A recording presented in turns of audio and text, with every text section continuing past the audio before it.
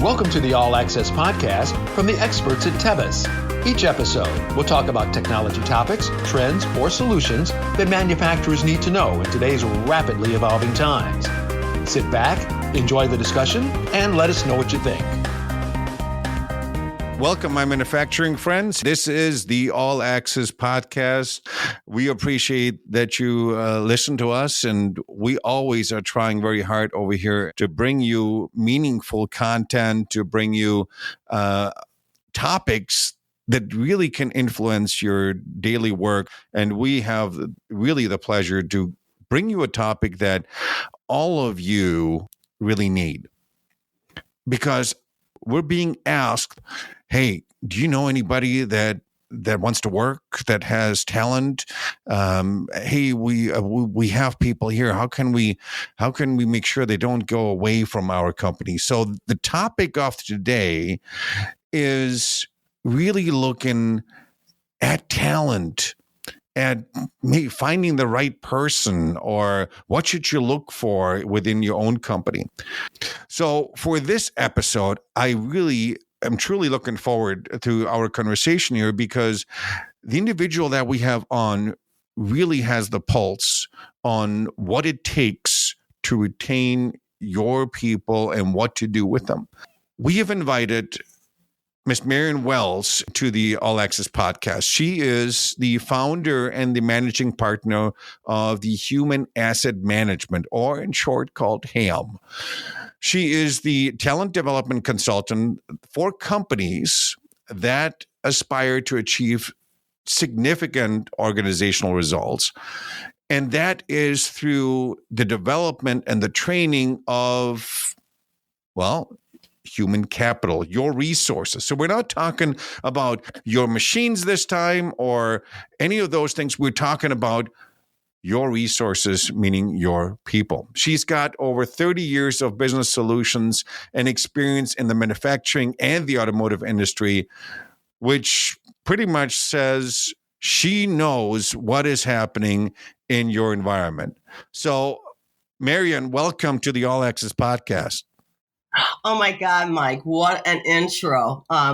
Thank you for having me here today. I'm really, really excited to talk about something that's near and dear to my heart, which is, your human capital in your facilities. And I think that this is going to be a topic that is going to stick with us in the long term, given the nature of the market conditions that we're currently faced with, which is the mass exiting of the baby boomers out of a lot of these companies. So you probably won't know the answer to this, but hopefully you do. Where did all the people go? I mean, did they go to Mars? And you just mentioned the baby boomers are in the process of retiring, which leaves a huge void.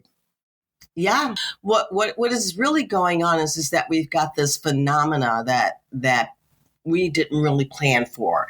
And that is what I've been talking about in industry for the last 4 years, which is the 2030 concept, which is the year that the last baby boomer turned 65, right?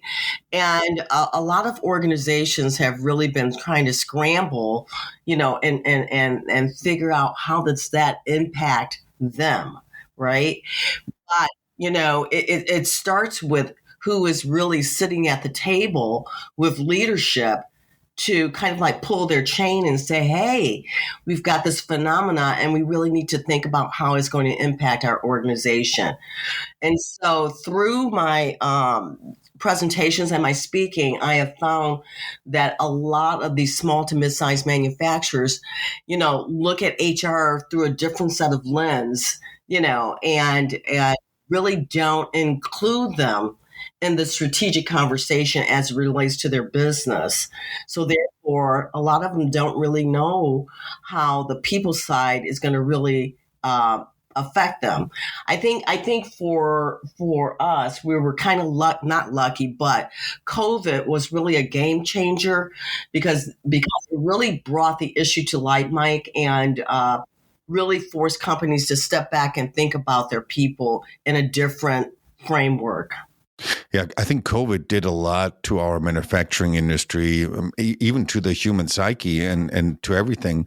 So you at Human Asset Management, you guys call it HAM does it go by the full name? We call it ham, and no pun intended, right? And I think it is a memorable name in that, our clients remember who we are, right? Not just for the work we do, but for the really crazy name that we have. I mean, human asset management, Marion, is such an important topic. So when you on your daily work that you do, you sit down with management and you discuss the topic of their resources and what they need to do. And what have you uncovered? Because obviously we're seeing a lot of, I have to say, there's a lot of talent out there. They just don't come to the manufacturing anymore. And I think, Mike, a lot of it has to do with the attraction piece. A lot of the talent really don't know that your company exists. Your external brand is not really matching your internal brand. And that could be your website. That could be how you post your jobs. That could be, what humans are saying about you internally on these social media platforms. So there's a lot of strategy and work and due diligence that has to be done to really attract that talent to your organization. And I don't think companies are really leveraging it, primarily because they don't have staff, right? They don't want to spend their resources doing this kind of work. And additionally, they've been quite lucky in that they, have great referrals maybe internally within their companies. But for whatever reason, the awareness about the external brand and the impact that it can have on attracting humans to your company hasn't really taken shape yet. Some of these websites are old, Mike. I mean, they haven't been looked at like in years. Yeah. I mean, I think companies don't realize that your webpage, it's almost like you're dressing up for your first date. And I've been out of the dating game for a long time, so I don't know what it means to dress because usually my wife dresses me and that's okay. But the webpage, and you're absolutely correct. And because we over here at Tebis, we look at web pages and we see what's going on in companies. And when we come across a web page that is just extremely old, of course, we on our side are saying too, who are they attracting? And I think the younger generation, they want to see that kind of vibrant webpage. I mean, it's their window sign essentially of this is who we are, and come to us. Would that be a correct statement? Yeah, that would. A lot of people don't realize is that, a lot of these companies have gotten really, really smart, the ones that are really, really successful at hiring. They've got a marketing person on the team. They've got a young person working in conjunction with their HR professional. They have the messaging down pat. They've got everyone in the company aligned around a digitalization strategy, so that everybody has the same look and feel, so that when a young person, taps in onto your website, they can see happy faces, they see comments, they see testimonials, they get a sense of the experiences that are going on inside your organization. They don't want to experiment. Young people want to really know firsthand, how is life going to be for me inside of that organization? And they're not going to ask you a whole lot of questions. They're going to do a whole lot of digging in that outside digitalization space called social media. And they look at what you said earlier on social media, see if you're active, to look at your LinkedIn profile of, okay, what kind of environment are you living in? Is it still the dark and grungy environment of the 70s and the 80s where a mold shop was just very dark? And because younger generation, they don't want to live in that environment anymore. Absolutely. But more importantly, it's not even really about the environment. It's really about the people that make up your company. It's really about your culture. And they're trying to get a sense of, it's almost like a football team. Do I try out for this team or do I try out for that team? You're no different. You've got to sell people on why they want to work at your company. So smaller companies, smaller mold and die shops, because a lot of them are listening to us too. The larger shops, they have a marketing team, they have a huge HR team and all of this. Some of the small and the medium-sized shops that are out there, the job shops, what is your advice to them? Because maybe they don't have that marketing team that does all of this. What would be a simple thing for them to do to attract these skillful and talents that are out there to their company? That's a great question. But within their organization, they have young people, hopefully. And, they can very easily just corral and maybe devote time. They have to be intentional about it, right? If you devote time and say, from a strategic standpoint, we're going to get in the conference room. I want to bring in, our most senior person, maybe a couple of young people, maybe some people in the middle, and let's really discuss this and brainstorm. And then, they have to take a look and do the due diligence of how do I appear in the external. It's really as simple as picking up your phone and just Googling your company's name and say, what are they saying about me? And you'd be surprised. Glassdoor will pop up and there'll be some feedback out there about your company that you may not even be aware of. So I think the first step is to really be intentional. Get that focus group within your organization together, have a set time and really focus on this issue and brainstorm and collect a lot of different ideas internally, and then put an action plan together on how you can address it.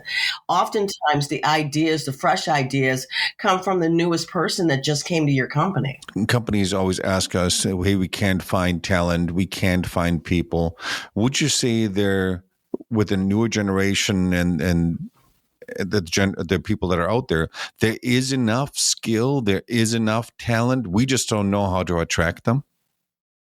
I probably would say it's a little bit of a combination of both.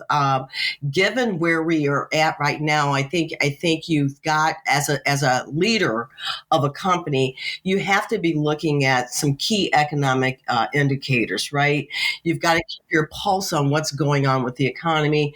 Where are we on the jobs report? Where are we on job participation? What are those key trends that are really, really going on within the industry to really help us to get clear about what we want to do? So right now, for instance, in this market condition, people are actually looking for work, right? People are getting off the couch and coming back out here and looking for employment. I think that you've got to entice them in such a way that they want to visit you. So maybe you hold an open house, right? Maybe you do a lot of that, for the first month, but you have to do something, maybe you partner with your chamber of commerce and put it out there that you're hiring. Every time I go to a client, like I have a client in Ohio, and I'm driving down, 75. What do I see? I see big old billboards with "we're hiring" and this is the specific jobs and what the pay is going to be. You've got to put the noise out there. People have to know that you exist and what's going on.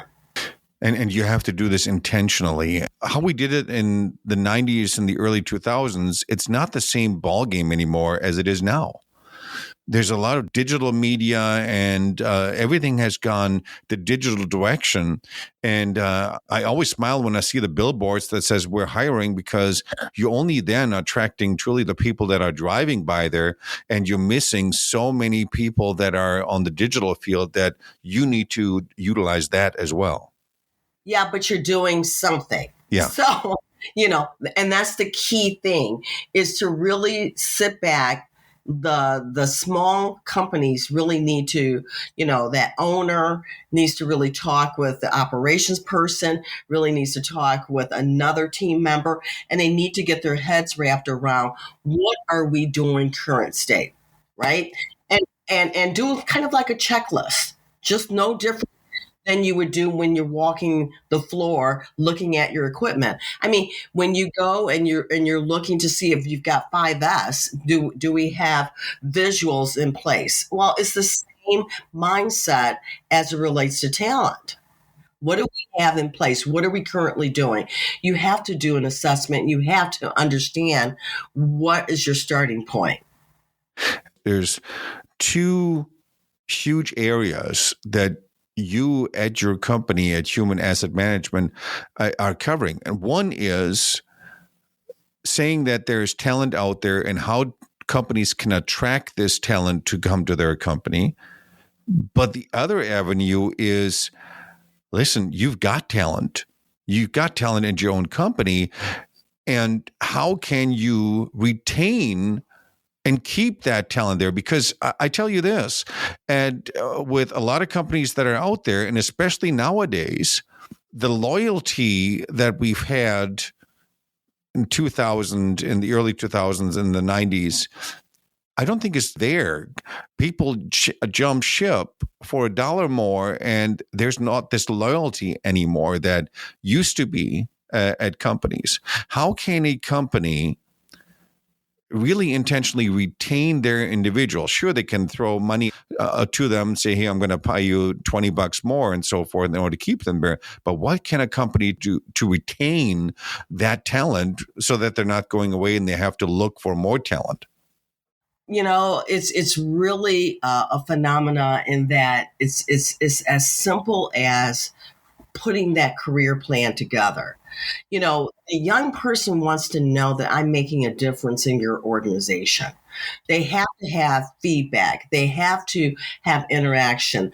They want to know that, my opinion matters, right? They want to be included in the day-to-day discussion. They want to be a part of the team.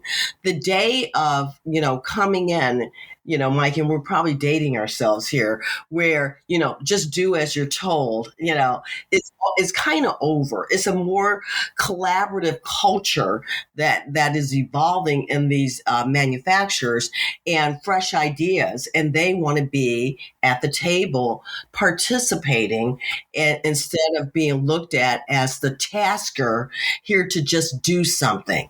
So they need to know that there's a plan for them, right? As soon as they show up, of course, they want to be president, like immediately. We all know that. But the reality of the situation is that you have to take them through their journey. You have to document their journey. You have to help them understand, here's what, if you do your part, we'll do our part, and here's where what it can look like.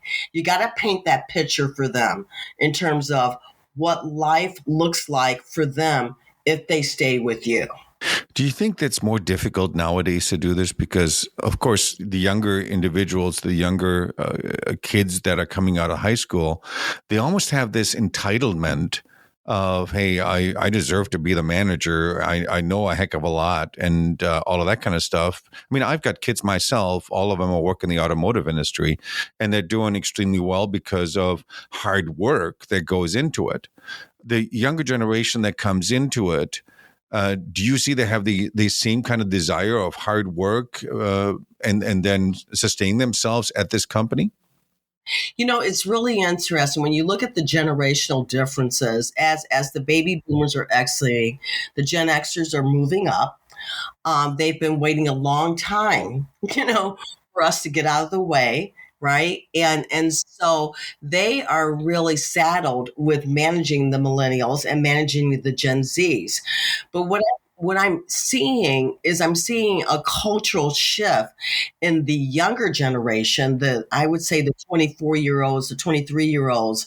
Not all of them have that entitlement sense, because they have really grown up through COVID, and they've grown up through, technology, and they're just happy to really have a job, right?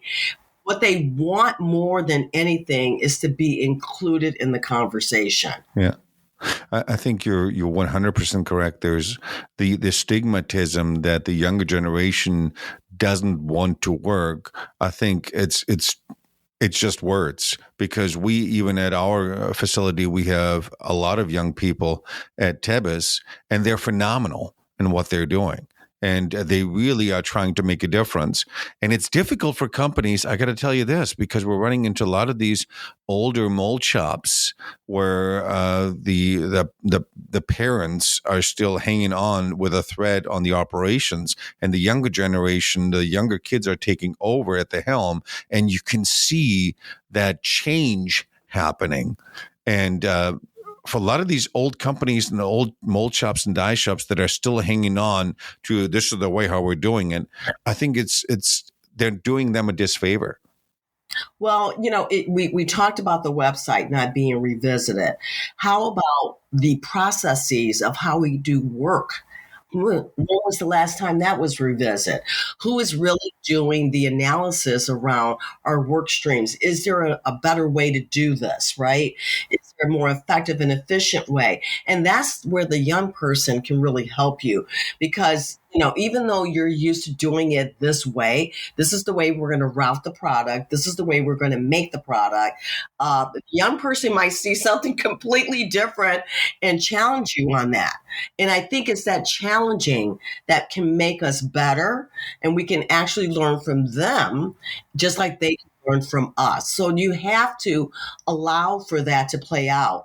And sometimes we're just so wrapped up in production numbers and getting the product out, et cetera, that we miss that opportunity to have that conversation. Yeah. I mean, today's professionals that are coming into the work environment, and I see this with my kids, they were raised on technology. They were raised on the iPad and the iPhone and the Android phone. You can't forget the Android phone.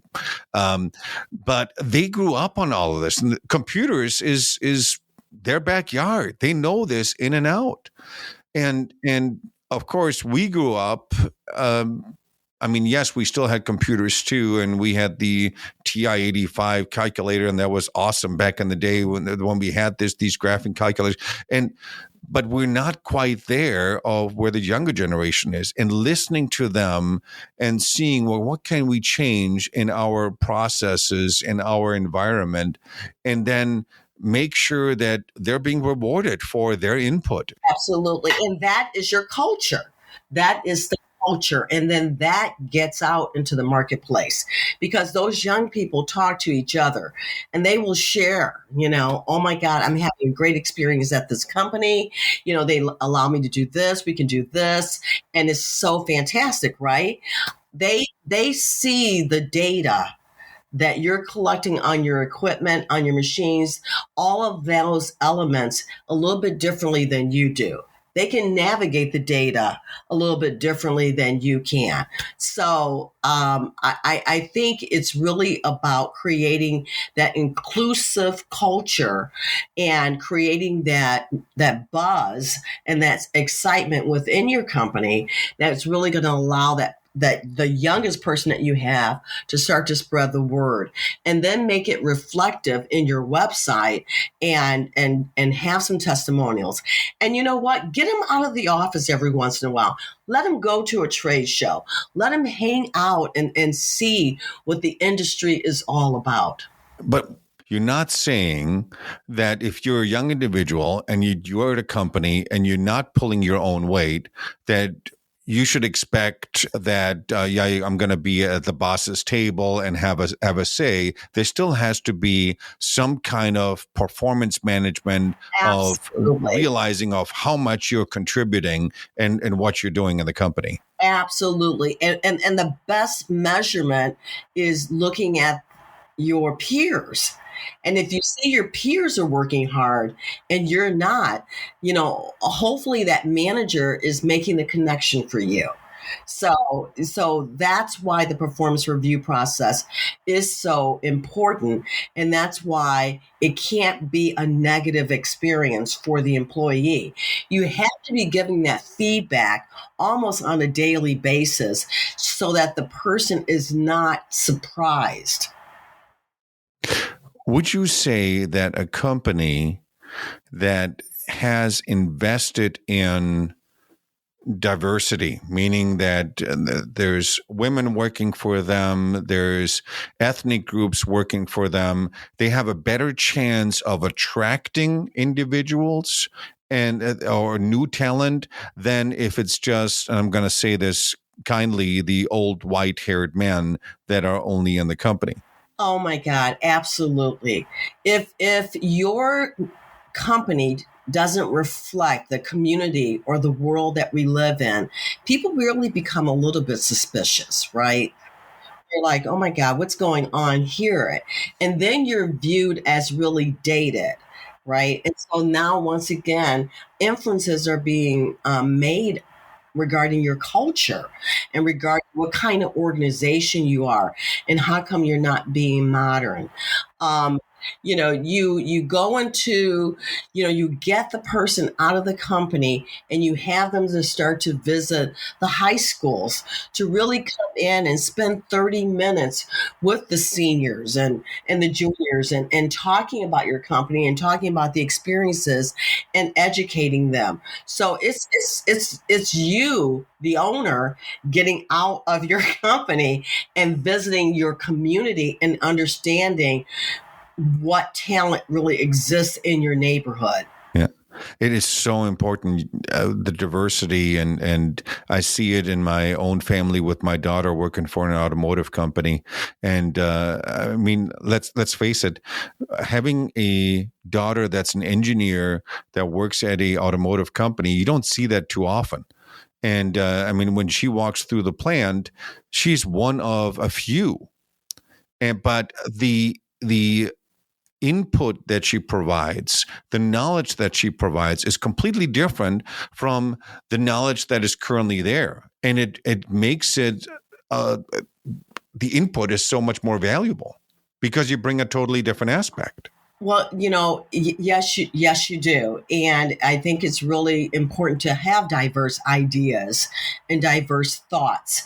If everyone around the table with the owner looks the same, then that's the first step in the process that you should get a clue, right? Yeah. There's something wrong here at our table, and inviting different employees to come in and sit at the table with you, you'll be quite surprised at the ideas and the thoughts that you'll get in the conversation. So, Marion, I know we could be talking forever about this topic because it's such an important topic for a lot of our listeners. From your perspective, what are some of the easiest things for companies to do? What are some of the must-dos that companies have to do nowadays to either retain their current talent and keep them within their company or attract more new talent to their company? What is that? Well, I think it's going to really start with your strategy. You sit down and you put together your business plan, for, hopefully you do, for the next year, and you have long-term vision for your company. I think that when you think about what your vision is for your company, you have to understand that there are some core enablers that have to be in place to help you execute that vision. And hopefully you understand that people are a big part of that core enabler to help you execute that vision that you have for your company. So you have to be intentional. You have to focus on the people aspect as you're trying to execute your strategic plan. You have to look at all of the players in terms of all of the ideas around people, whether it's attracting, retaining, developing internally. All of that work, that's the heavy work that has to be done. And then you have to have an ambassador within your company that takes ownership of the people to really help you drive that process to really execute your vision. So you've got to look at it from a strategic mindset. Yeah, I mean, you brought some very important points with developing your individuals and retaining your individuals. I think it's a very important topic. We thank you for being so active in this particular area, because we need people in the manufacturing world like you that can give advice to companies and really having them retain and look at their individuals and giving them a direction, because these companies, we need to retain them more and more here back here in our US of A, because we need to increase our manufacturing back to it. And I really thank you for being on this podcast and shedding light in your expertise to our listeners. Great. Now go look at that website and you guys make a decision on, are you current or are you old, in terms of your brand. Exactly. Well, Marion, thank you so much for being on the All Access podcast. We really appreciate you. And thank you for having me, and make it a great day. Absolutely. Here, you heard it here from Marion Wells at the Human Asset Management, HAM for short. Look at your website. That's your first calling card.